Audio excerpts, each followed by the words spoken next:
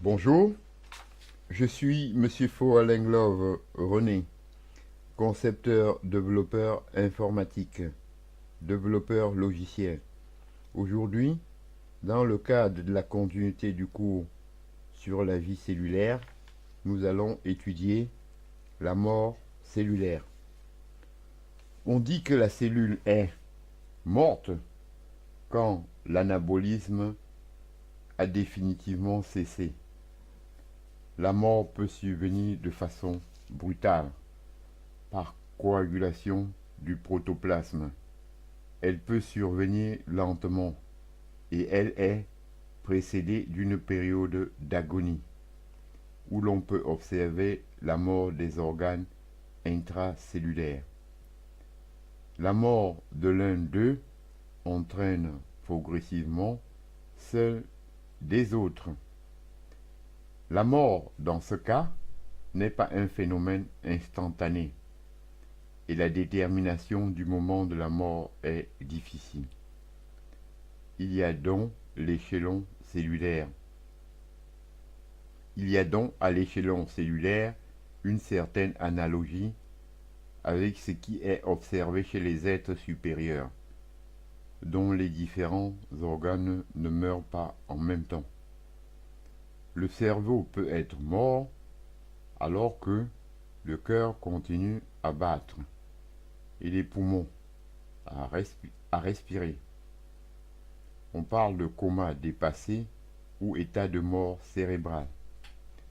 Certaines altérations cellulaires sont témoins de la sénescence de la cellule et précèdent l'agonie et la mort. Ces altérations portent le nom de dégénérescence graisseuse, hyaline, amyloïde, muqueuse, colloïde. Hormis le cas de la mort cellulaire brutale par agression physique ou chimique, chaque cellule a une durée de vie limitée, programmée dans ses gènes. Ceux-ci induisent la mort de la cellule par un processus actif nommé apoptose, qui est parfois déclenché par un stimulus précis. L'apoptose se traduit par des modifications morphologiques, formation de bulles renfermant des organites, corps apoptotique, modification membranaire, condensation des chromatines et fragmentation de l'ADN. Après la mort, survient la période de nécrose, caractérisée par la destruction de la cellule. Les enzymes libérées par l'hysome attaquent les constituants de la cellule et il se produit une véritable autodigestion. Ce qui reste du cadavre cellulaire est phagocyté par d'autres cellules, macrophages.